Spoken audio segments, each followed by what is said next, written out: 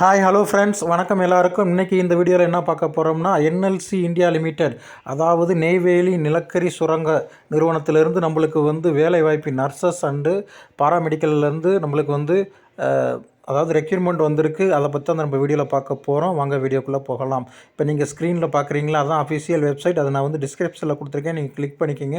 அதில் நீங்கள் கெரியர்னு போனீங்கன்னா அந்த இது ஓப்பன் ஆகும்.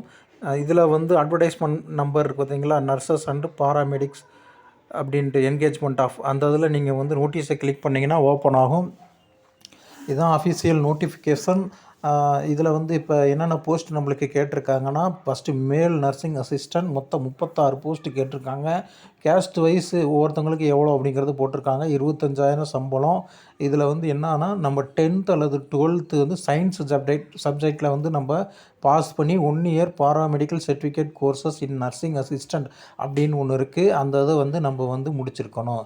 அதுக்கப்புறம் ஃபீமேல் நர்சிங் அசிஸ்டண்ட், இதுக்கும் 25,000 சம்பளம். இதுக்கும் same 10th 12th plus 1 year paramedical certificate course முடிச்சிருக்கணும். நெக்ஸ்ட்டு அதாவது மகப்பேறு உதவியாளர், இது மொத்தம் 5 போஸ்ட்டு. இது 12th plus auxiliary nurses midwife training of 2 year duration முடிச்சிருக்கணும். அப்படி இல்லைனா diploma in general nursing and midwife அப்படிங்கிறத நம்ம முடிச்சிருக்கணும். அடுத்து ரேடியோகிராஃபர், இதில் பிஎஸ்சி ரேடியாலஜி நம்ம முடிச்சிருக்கணும். நெக்ஸ்ட் லேப் டெக்னீஷியன், அதில் பிஎஸ்சி எம்எல்டி முடிச்சிருக்கணும்.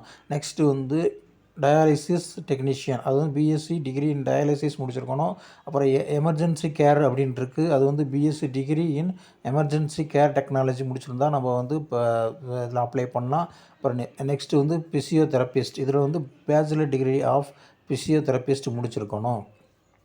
அதுக்கப்புறம் நர்சஸ், இது நம்ம டிப்ளமோ இன் ஜிஎன்எம் அது முடிச்சிருந்தால் நம்ம அப்ளை பண்ணிக்கலாம். இது நம்ம லோக்கல் லாங்குவேஜ் தமிழ் நம்ம ஏதாவது ஒரு சப்ஜெக்டில் நம்ம எடுத்துருக்கணும். அதுக்கு சர்டிஃபிகேட் கேட்பாங்க, அது நம்ம சப்மிட் பண்ணணும். ஏஜ் 55 வயசு வரைக்கும் நம்ம அப்ளை பண்ணிக்கலாம். நெக்ஸ்ட்டு அதாவது ரிசர்வேஷன் அண்ட் ரிலாக்ஸேஷன் எல்லாம் இருக்குது. எஸ்சி எஸ்டி மாணவர்கள், ஓபிசி மாணவர்கள் அவங்களாம் சர்டிஃபிகேட் வச்சுருக்கணுங்கிறாங்க. அதுக்கப்புறம் எக்கனாமிக்கல் வீக்கர் பர்சனுக்கு இன்கம் அண்ட் அசட் சர்டிஃபிகேட் வச்சுருக்கணும் அப்படிங்கிறது சொல்கிறாங்க. அதுக்கப்புறம் டிசபிள்டு பர்சனுக்கு ஒவ்வொரு போஸ்ட்டுக்கும் நேராக எந்தெந்த டிசபிள்டு எலிஜிபிள் அப்படிங்கிறத போட்டிருக்காங்க. அதை பார்த்து நீங்கள் அப்ளை பண்ணிக்கோங்க. நெக்ஸ்ட்டு ஃபஸ்ட்டு எக்ஸாம் நடக்கும். அதாவது 100 மார்க் கொண்ட எக்ஸாம், அதாவது ஜென்ரல் நாலேஜ் இதில் தான் கேட்பாங்க. இதில் ஒவ்வொரு கொஸ்டினுக்கும் ஒவ்வொரு மார்க்கு, நெகட்டிவ் மார்க்கு இல்லை. அதில் 50%, அதாவது unreserved and economical weaker section இருக்காங்கள, அவங்க 50%, மினிமம் 50%, எஸ்சி ஓபிசி பிடபிள்யூடி மாணவர்கள் 40% மினிமம் எடுக்கணும்னு போடுறாங்க. நெக்ஸ்ட்டு ப்ராஜெக்டட் அஃபெக்டட் பர்சன் பிஏபிஸ், அவங்களுக்கு இது ஒரு 20 மார்க் போனஸ் மார்க்கு தருவாங்க.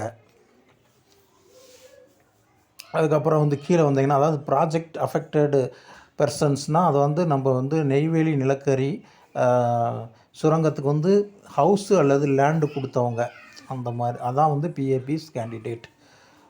நெக்ஸ்ட்டு ஆன்லைன் மூலியமாக தான் நம்ம அப்ளை பண்ண முடியும். அதுக்கப்புறம் கீழே வந்தீங்கன்னா ப்ராஜெக்ட் அஃபெக்டடு பெர்சன்ஸ் குவாலிஃபிகேஷன் போட்டிருக்காங்க. அதாவது நம்ம நெய்வேலி நிலக்கரி சுரங்கத்துக்கு நம்ம லேண்டோ அல்லது ஹவுஸோ கொடுத்துருக்கணும். அந்த மாதிரி பர்சன் தான். என்னென்ன டாக்குமெண்ட் அதுக்கு வேணும்னா, பிஏபி எலிஜிபிள் சர்டிஃபிகேட் அப்படின்னு அதாவது ஹெட் ஆஃப் லேண்ட் டிபார்ட்மெண்ட் அப்படின்னு இருக்குது நெய்வேலியில், அங்கேருந்து நம்ம வாங்கியிருக்கணும். அதுக்கப்புறம் சர்டிஃபிகேட் இருக்கணும். நெக்ஸ்ட்டு அப்ளிகேஷன் ஃபீஸ், அதாவது யூஆர் இடபிள்யூஎஸ் ஓபிசி மாணவர்களுக்கு 250, processing fee 236, SC ST ex service மேன்களுக்கு எக்ஸம்டட், ப்ராசஸிங் ஃபீஸ் மட்டும் இருக்குது. அதுக்கப்புறம் நம்ம ஆன்லைனில் அப்ளை பண்ணும்போது இந்த டாக்குமெண்ட்டில் என்னென்ன இருக்கணும் அப்படிங்கிறதெல்லாம் போட்டிருக்காங்க. ஃபஸ்ட்டு ஃபோட்டோ ஜேபிஜியில் இருக்கணும், 50 கேபிக்குள்ளே இருக்கணும். அதுக்கப்புறம் நல்ல குவாலிட்டியாக இருக்கணும் அப்படிங்கிறத போட்டிருக்காங்க. அதுக்கப்புறம் சிக்னேச்சர், அப்புறம் பர்த் சர்டிஃபிகேட் எஸ்எஸ்எல்சி இது, அதுக்கப்புறம் ஆதார் கார்டு, அதுக்கப்புறம் நம்ம எஜுகேஷன் குவாலிஃபிகேஷன் சர்டிஃபிகேட் எல்லாமே நம்ம ஒரிஜினல் சர்டிஃபிகேட்டை ஸ்கேன் பண்ணணும். ஸ்கேன் பண்ணி நம்ம அப்லோடு பண்ணுற மாதிரி இருக்கும். ஒவ்வொரு சர்டிஃபிகேட்டுக்கு நேராக எத்தனை கேபிக்குள்ளே இருக்கணும் அப்படிங்கிறத போட்டிருக்காங்க. அதை நீங்கள் பார்த்து அந்த அளவில் வந்து நம்ம வந்து ஸ்கேன் பண்ணி நம்ம வச்சுக்கணும். நெக்ஸ்ட்டு வந்து இது லாஸ்ட் டேட் என்றைக்குன்னா, அதாவது 1/6/2023க்குள்ளே நம்ம அப்ளை பண்ணிடணும். நெக்ஸ்ட்டு வந்து பேமெண்ட் பண்ணுறதுக்கு கடைசி தேதி வந்து 1/6/2023க்குள்ளே ஆன்லைன் மூலியமாக நம்ம வந்து அப்ளை பண்ணிடணும்.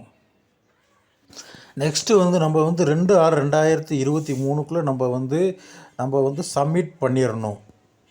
ஆன்லைனில் அப்ளை பண்ணிவிட்டு, அதாவது ஃபீஸ் கட்டிவிட்டு ஃபுல்லாக நம்ம வந்து சப்மிட் பண்ணிடணும் அப்படிங்கிறத போட்டிருக்காங்க. அதை பார்த்துங்க. ஓகே ஃப்ரெண்ட்ஸ், இந்த வீடியோ நம்ம ஃபுல்லாக பார்த்துட்டோம்.